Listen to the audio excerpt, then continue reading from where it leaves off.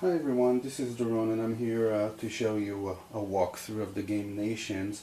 I just want to say I prepared this video to provide you with as simple of a walkthrough as possible. I might not get into the rules in depth. The intent of the video is not to provide a review of the game, but an idea of how it plays. An opinion of the game is very personal. If I like it, it does not mean that you would like it too. So the intent of this video is to help you get an idea of what the game is by showing you the gameplay and decide if this game, if you should try this game, if it's a game that you should try. The video of course is also intended to show you a visual walkthrough in case you don't want to read the rules or need a better understanding of them. In an effort to keep this video as short as possible, you might notice some mistakes on my part. Please let me know and I'll annotate that in the video. As such, if you're watching this as embedded video, I suggest click on the YouTube button to watch it on the YouTube sites, so you'll actually see the annotations of the video. I don't think annotations appear in embedded videos. Alright, so that being said, Nations is a game, if you're familiar with another game, Through the Ages, which I've prepared the walkthrough to, and I either going to show you a link to it now or towards the end of this video. It has some similarities, but it's different enough that at least to me justified the purchase of it. I already own Through the Ages. It's currently my favorite game. This comes in second, and they're actually pretty equal in their spot. The main reason why I bought this is the solitaire mode. This game can be played by one. It's intended to play, I believe, from 1 to 5 players, but I really wanted to play Through the Ages as a solo game, and I never had the chance to. I didn't see any variants that let you do that.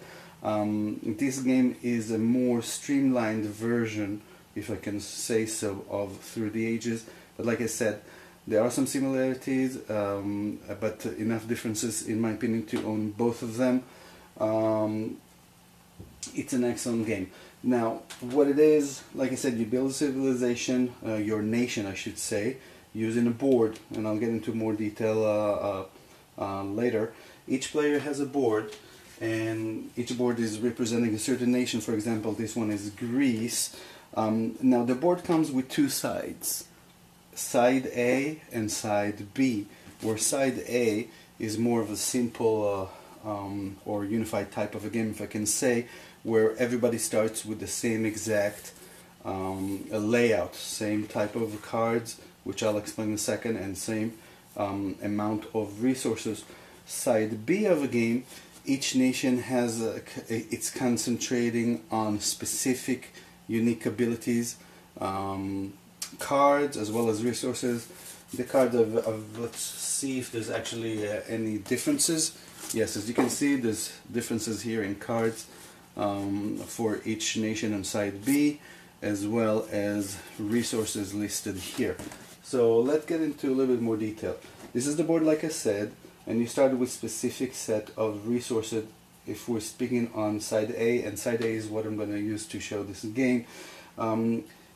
In this game, in order to purchase cards, to acquire cards and do certain actions, you need different type of resources and workers. So you start with 3 type of food, which we have here, 6 stones, resources, which with them you are able to build buildings or assign workers to building, and they will represent buildings or acquire a certain army.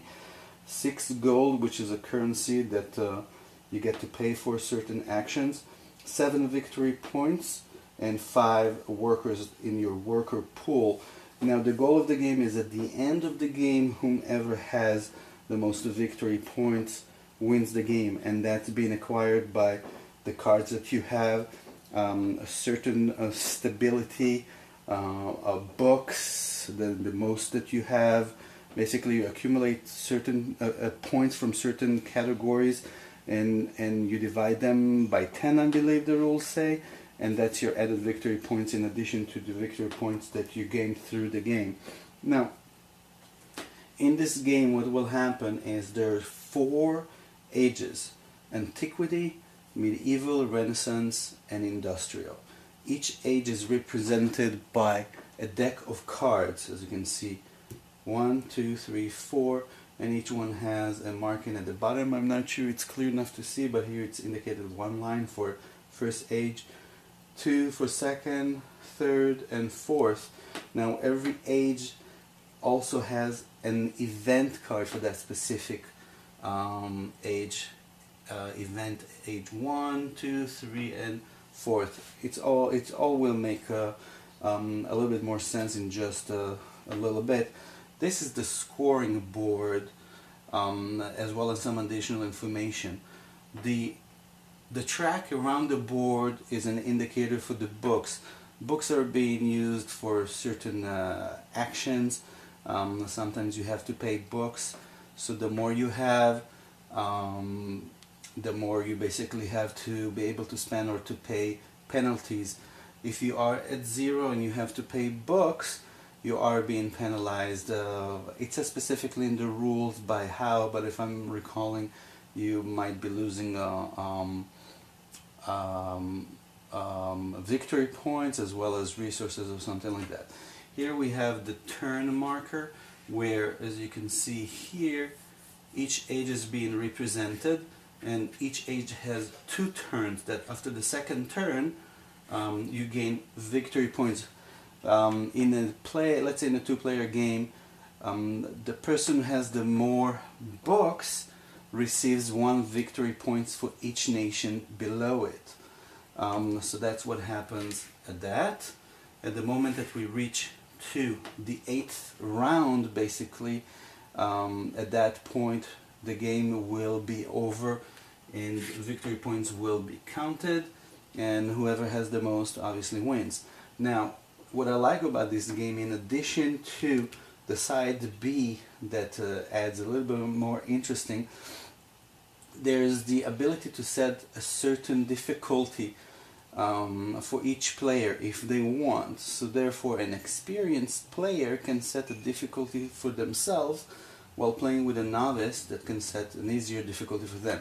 So from the easiest to the hardest, a chieftain, a prince, a king, and emperor. So the most experienced player can set up the difficulty this way. And what it does basically,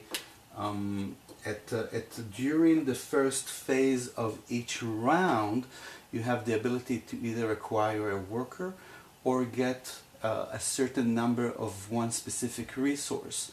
And resources are pretty valuable in this kind of a game. So for example, at the easiest level, difficulty level, you would be able to get 4 of either stone, gold, or food, where the hardest you get only 1. So it gives you quite a bit of a variable gameplay to be able to play against experienced player if you just started and basically have a chance. Also, what's nice about this game is that there are cards in each deck that are advanced and experts, that you can take them out if you want to basically play a more basic game, I should say. And that would be a good idea probably to do on your first turn. Next we have here the stability track, which if you have played with Through the Ages, it's somewhat similar to the lab points in a way. The more stability you have, that can affect certain things in the game. Here we have the pool for architects, which architects are being used to build wonders. I'll get into that in just a little bit. Here we have the player order, which is determined randomly at the beginning of the game, but after each round it might change. It depends on who has the most army strength, which is in this track, and during the game you gain more strength, which helps you in wars or things like that. If for any reason there's a tie in the army, then whomever has the more stability is going to get to be the first player in the next round. If for any reason the stability also is a tie, then the player order does not change.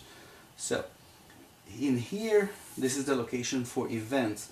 At a certain time in the round, we reveal an event card that will affects the game in a little bit, and that's where besides of war, your army power and stability comes in play, and you will see in just a second what I mean.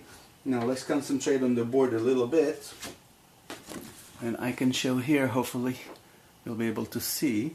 So here you will place cards that you acquire from the from this location that we'll spread the cards in just a little bit, but basically the blue locations represent buildings, red represent army, orange represent advisors, or in through the ages leaders, green for colonies that you acquire, brown are for wonders. This is a location where you acquire a wonder, you place it here until you're done building it, and I'll explain it in a little bit. Once it's being built, you move it to one of these slots. You can acquire only one wonder at a time. Now, these 5 slots, they're interchangeable in a way. You can place red army cards anywhere also on blue, or blue cards also anywhere on the red. So you could end up, if it's part of your strategy, 4 red cards and 1 blue, or 3 blue and 2 red. However it's going to work. Now, every round you have a production. Let me focus on that. Maybe that will make a difference. Every round you'll have a production phase where you either produce resource or you pay. Everything in a circle and is red is a resource that you gain. A gold, a book, a stone, gold. This is your starting, if you can say, hand. Everything that is in a square, the moment you perform an action by placing a worker on here, you would gain this army immediately, and you raise your token on the army track by 2. Let me refocus on that. Etc. Here you have a square for stability. You go up 1 by stability by 1. Now, the idea of the game is, if you want for any reason during the round to acquire a gold or a stone, you will have to bring one of your worker into this tile, pay 1 stone to be able to build it, and as long as the worker is there during your resolution phase, your production section, you will gain these guys.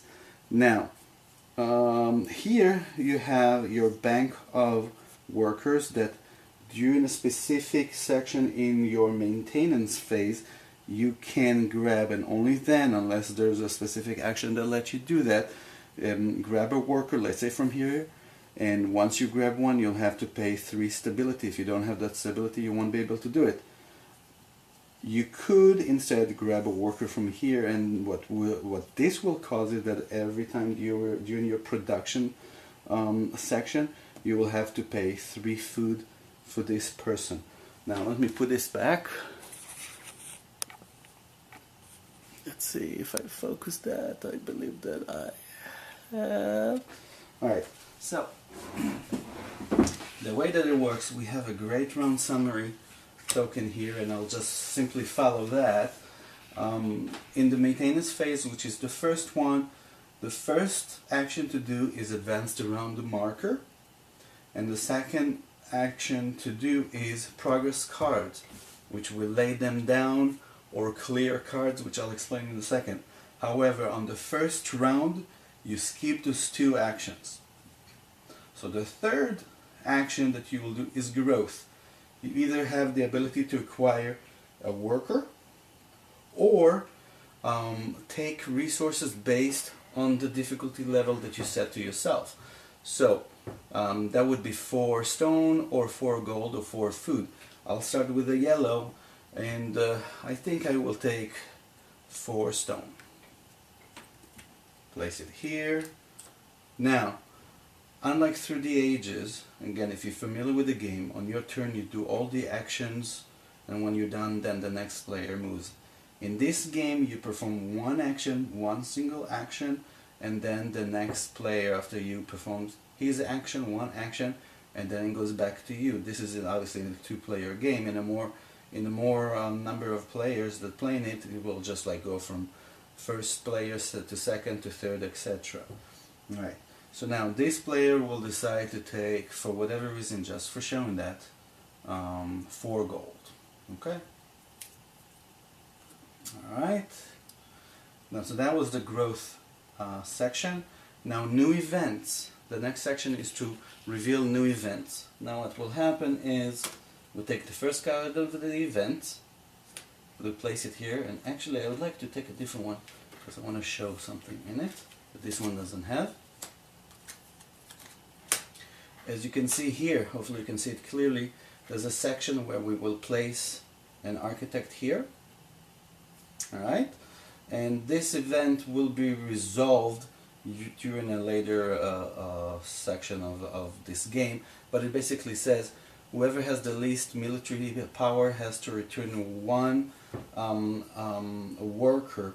Now, I do believe that returning a worker would mean from here to your pool. Now, that would be undeploy.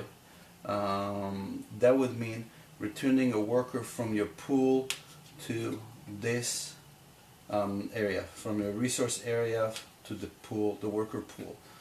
And then another event, whoever has the most ability regains all victory points it lost toward this round. So if there would have been a war, which I'll explain in a little bit what it means, then whoever has the most stability regains a victory point.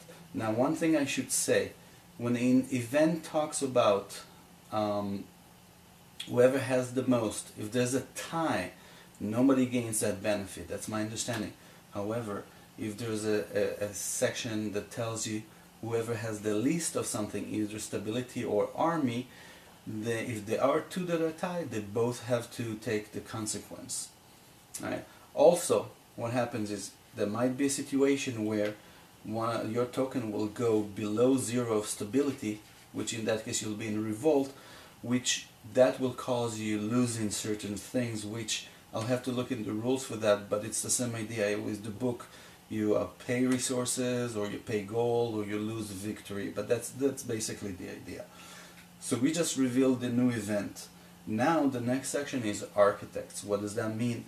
Taking the architect from what this card told us and move it to the supply. Now, this happens on the first run that we take the architect from here. What really needs to happen is placing another architect on this area according to the number of the players, which is 2, and we place only 1. And then when we bring on the architects phase, we bring the architects to the supply, which then they will be available to the players. It should be also brought from here. However, the rules say that on the first round we do it only from the event. So that's what we did. That's the architect. So again, the maintenance phase, you move the round marker, you have advanced it, then the progress cards. But those 2 actions you do not do on your first round. Then growth, which you either take a worker from this pool, or you get 4 of 1 resource, then you reveal a new event card, and you reveal architect. So that's your maintenance phase. Now the action phase, which in the action phase, you do 1 out of 3 actions per turn. You can buy progress cards here, which there are none at the moment, or you can deploy a worker from here to anywhere on a building or army, or you can hire an architect. So at the moment all we can do is really deploy. There aren't any progress cards to buy, and hiring architects we cannot do since we don't have any wonder under construction. Alright, so just to show a little bit how this game works, what I'm going to do, I'm going to deploy one of my workers. I'm going to place him on the army, and I'm paying 1 stone. Now as soon as I've done that, I can progress my token on the army track by 2. And now when I get to the production section under the resolution phase, I'll have to pay a food for that, which I do have at the moment. Also, one thing about the army and the buildings, actually, cards that I buy, I can replace, I actually place them on top, and that means that anything below does not apply anymore. Now, if I purchase a card and place it, for example, over this location, then my worker will have to go back to my resource area. and in that case I will have to reduce my army token by 2, but I just purchased that one. This person, the next player, decides for whatever weird reason to actually buy a temple, and he pays 1 stone. It's gonna be here. Paid 3, got 2 back, and let's just do one more. I'm gonna buy a caravan, and I'm getting back change. Now this guy, for some reason, just for the sake of showing you the game, he gets another temple. That to show you just that you can have more than one worker on each building. Now, one thing that I would like to point, and I hope it's really clear through the video, there's 1 victory point indicated here, which means for the first worker that you put in here at the end of the game, it will be worth 1 victory point. Some cards show 3 different workers with victory points value, which means the first 3 workers you place on them will gain you victory points at the end of the game. Now, let's pretend that neither one of these players want to continue and they pass. Once everybody passes, you move to the resolution phase, which the first section would be production. And production is done in order from gold, food, stone, and books. So if we start with the yellow, and both players do it at the same time, because there's no effect here from one player to another. So if we go with gold first, this worker gives us 1 gold, and then a food, he has to pay 1 food. Let's see here, 1 food. Stone, it doesn't have any. Does not gain any stone. Oh, and one thing that I didn't do, as soon as I placed this guy, I was supposed to go up the stability by 1, and there is no stones, and there are no books. For this guy, he gets 2 gold because he has 2 workers on this card, and he gains 2 books. So he goes up by 2, and that's it. Then I'm going to the player order. Whomever is the strongest will be the first player in the next round. Yellow is first, he stays first. War, there aren't any war to resolve, so we skip that.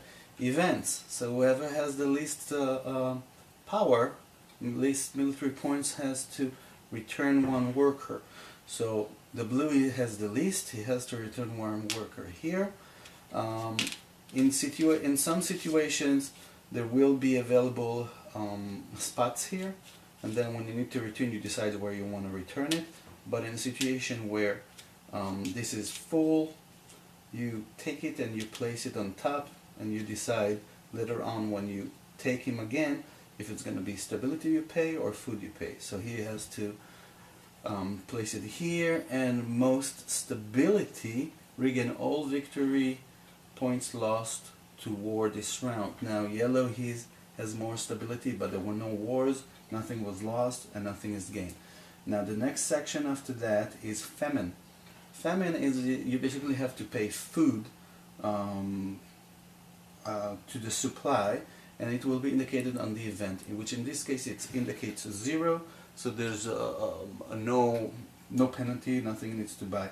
And the 6th section is scoring. If you're at the end of an age after the 2nd round, you score by, like I said, whoever has the most books gains 1 victory points to every nation or every player that is below him. And that's how the that's when the round is over. So again, resolution phase, you do production where you gain resources or you lose them. Then a player order is being determined based on the war, the military power. Then wars are being resolved. Then events are being resolved. You pay famine, and then you score for end of an age. So I'm gonna keep this this video as the first video for now, and I'll continue in the second video immediately after this one, showing you how cards have been refilled and etc. At the moment, I hope you enjoyed this video. If you liked it, please like, subscribe, and remember that sharing is caring. Thank you.